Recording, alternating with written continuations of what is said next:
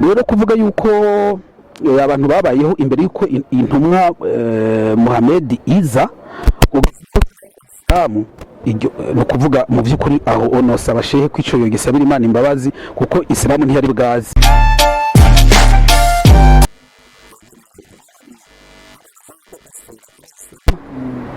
Ntarasoma kuko usomye muri Korani nyeranda mfasha urabe na cameraman namba yo kwegereza ngaha kara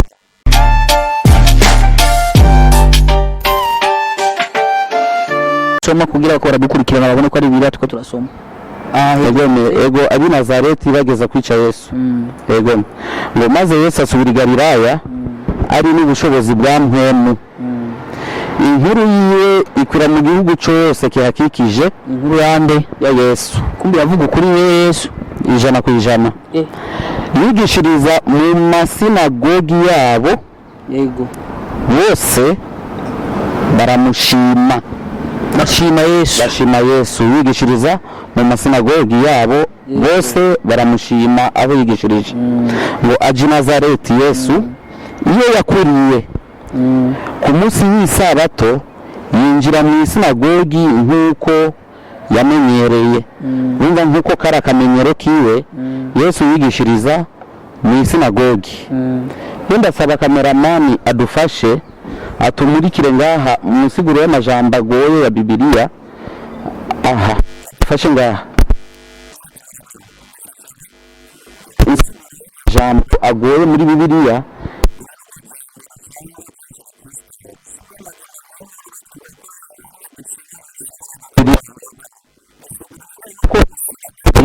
Bibiliya uraza pastor nda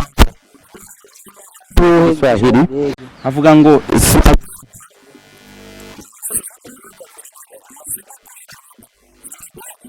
msikiti wa Wayahudi.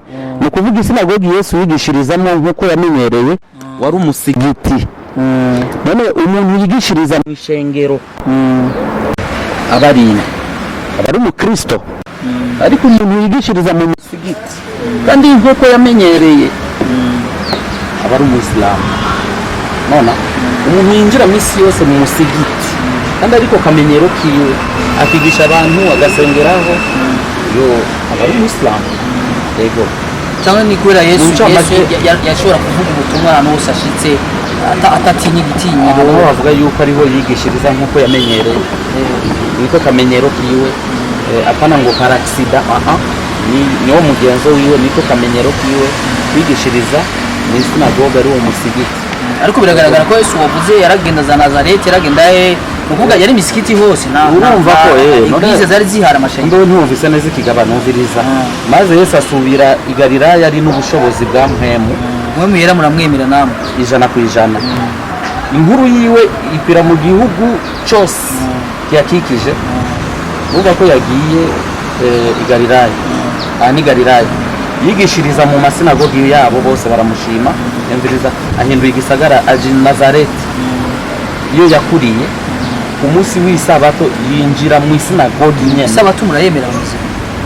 Ego me isabato mbo urumva twemera yuko isabato yarabaye Imana yarayishizeho icyo n'ikindi cigwa ego me tuzofatira umwanya ndagacishije ko rugasomye kugira uzokusigurira. Imana yarashizeho isabato yihereza abisirayeli barayihumanya bamaze kuyihumanya Imana irayifuta ibigabane byose ego ibyo tuzobifatira iyindi mwanya. Ego mu ncamake rero Yesu yasengera yigishiriza mu masinagogi ariyo misigiti.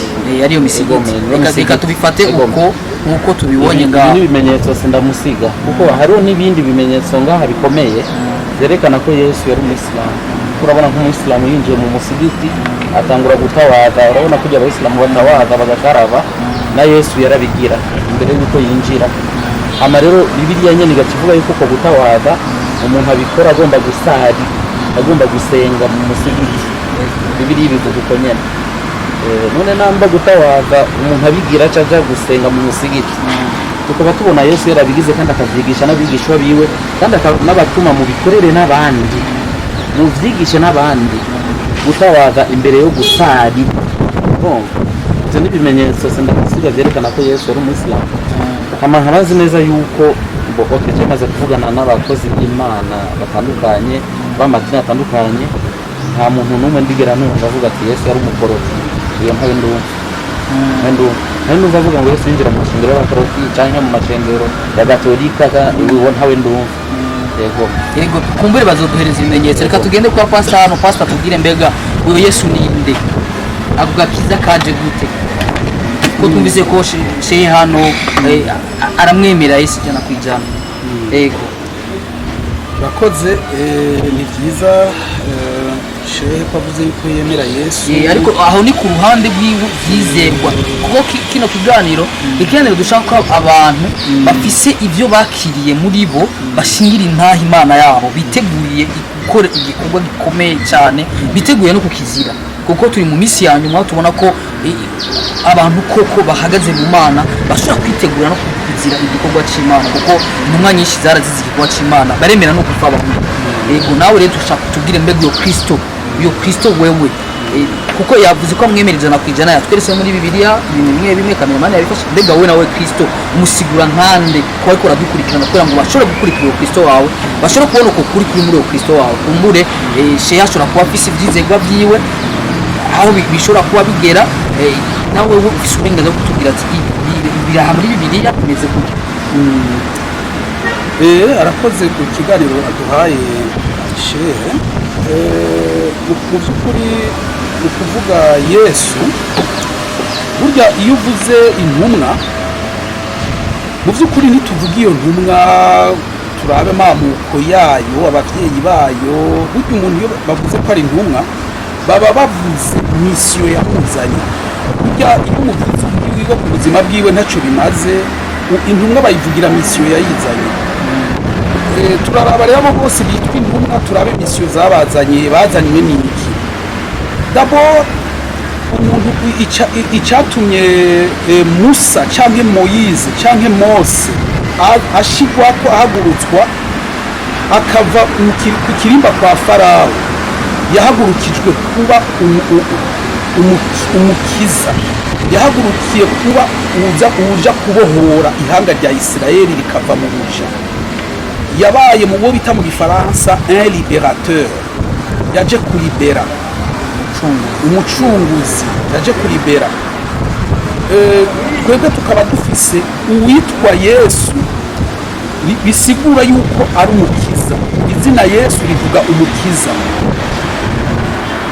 Masihi canke Mesiya wasizwe amavuta yasigiwe gukiza yasigiwe gutabara mbega izo ntumwa zindi zozo misiyo yazo iri mu izina ryazo ni misiyo nyabaki ico rero nico nitwaronka akaryo tuzorondera tugakurikirana hanyuma ikindi nagomba ntaracibagira ko ndakurikira neza Shehe ariko aratwigisha nagomba ndababwire yuko imbere ya wa mwaka nababarira w'amajana 622 nta sinagogi yari ifise ukwezi n'inyenyeri hejuru ikintu cyose kitari gifise inyenyeri n'ukwezi hejuru igishobora kwitwa umusigiti ako nagomba ndakavuge mbandanye rero nkaba ngomba ndababwire uyu Yesu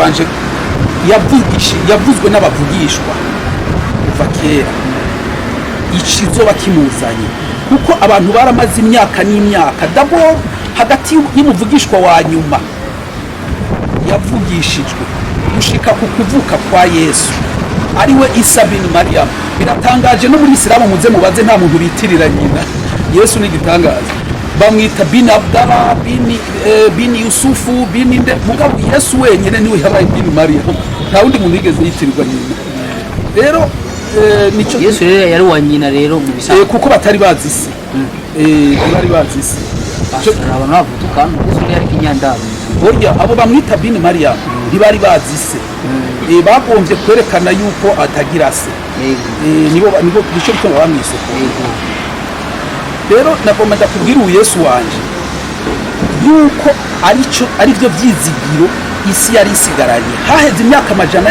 Imana atamuvugishwa n'umwe dukoresha imyaka amajana silence umuntu akora ibyo yigombeye yari yihevye kuva hagati y'umuvugishwa wa nyuma gushika kuvuka kwiwe haciye imyaka amajana imana itagomba kuvugisha umuntu. Imana yararavye hirya, yarashavujwe n'ivyo abisi bakora.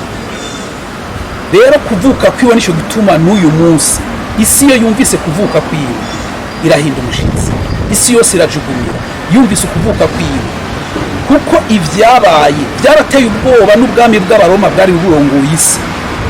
Bavuga bati turakora ibishoboka byose apfe ntabeho, kuko uyu aje guhindura ibintu byose. Baramuhize, hariho n'abana b'imyaka 2 b'abahungu bose bapfuye, murabazi bavugwa, bapfa bariko bahigamo Yesu bamubuzi yari.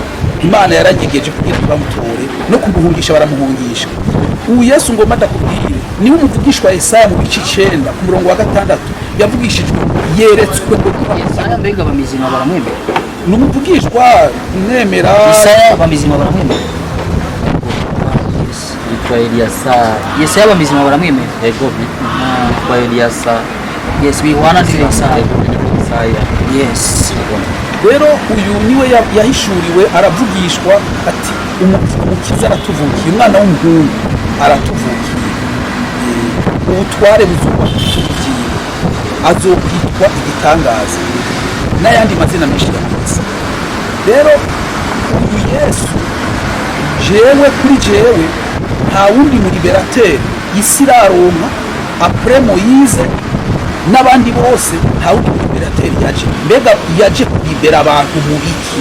Ubuja n'ubu abantu bakirimwo, nta wundi muvugishwa azobakura muri ubwo buja abahuze n'Imana. Il y a un seul médiateur, 1 Timothée 2:5, Timothée wa mbere bice 5.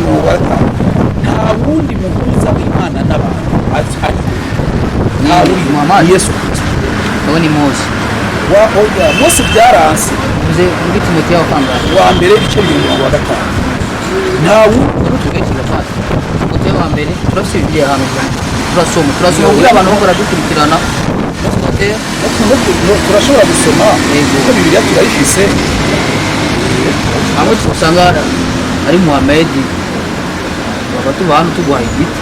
Nukuri jewe nemera gusirima kumwe yavuze ngo tukwambika muranyemerera some mu gifaransa turasigura nuko turaba francophone, abarundi baba francophone. Ijambo rivuga ngo car il y a un seul Dieu et aussi un seul médiateur entre Dieu et les hommes, Jésus-Christ homme. Un seul médiateur homme. Jewe rero erega Jésus-Christ yarabayeho nuko yarambaye ikoti ry'umuntu, yarambaye umubiri safi. muragihuriza ko nawe Vuga ko Yesu wari umuntu.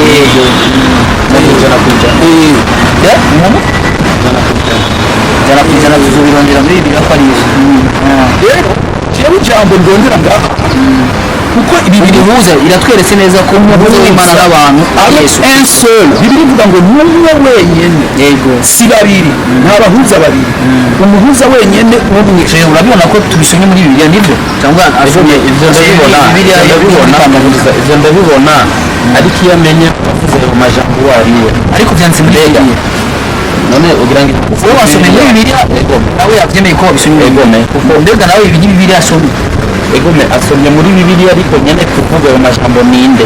Ega ntuve gusa muri Bibiliya, nubona no muri Korani nyeranda hariyo amajambo ashobora kuvugwa muri Korani, ariko ugasanga iryo jambo ryavuzwe na Satani.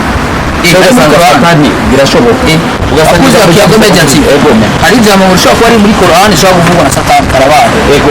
Utanyambike ukanzu ndagusabye. Oya rindira, ni ukuvuga ijambo rirashobora kuvugwa. None Satani ntiyanditse muri Korani nyeranda wibaza, aranditse ariko ntibisigura ko abaye mwiza. No muri Bibiliya aravuga Bibiliya iravuga ibikorwa bya Satani, iravuga n'ingene yagerageje Yesu wahejeje kubatizwa. none amagambo ngo Satani amagambo yanditse muri Bibiliya Satani ashobora kuvuga kandi ari Satani avuze. Oya ntashobora kuvuga, ariko muri muhanzo bako Satani ashobora akoze akiyagomeje ati bakakanu karimwe gaha isize tuzoyigaruka cyane. Shehe nawe ndamubajije gusa n'ishure kibazo kiri navuga ko kinyaruka cyane kw'ishure. Ibyo asomye biri muri Bibiliya egome biri muri bibiliya byavuzwe nande ni muri inde nta kibazo icyo ushaka nta kibazo ibwabo mwesenge gusa ntutwambike ikanzu atagira nakari mwari mucishijemo mumubajije ijambo nari ndarivuze ko kuko nawe ugiye akarasoma muri Qur'an na Bibiliya nakubaza ati byavuze muri Bibiliya kubera ngo dusanga ari Bibiliya bandikiye mu myezi yari muri baba bambara amakanzu kandi jewe shehe ntakubesha namukunze kuko umuntu afise amenyereye kuyaga umuntu ayaga neza si babandi bakoreshwa n'ibishobisho n'amashabura nawe yuzuye ubwenge nka sawa uyu kuri n'umuntu biryoshe kuyaga rero nagomba ndakubwire jewe ijambo nemera nka bibiliya ni amajambo ari muri icyo gitabo cyose nawe afise yasomye tudukuyemo iryasiguro y'amajambo agoye iryasiguro y'amajambo agoye twabonye ko ni n'agapaje gashira umwanditsi ashira kugira dusige kuko ijambo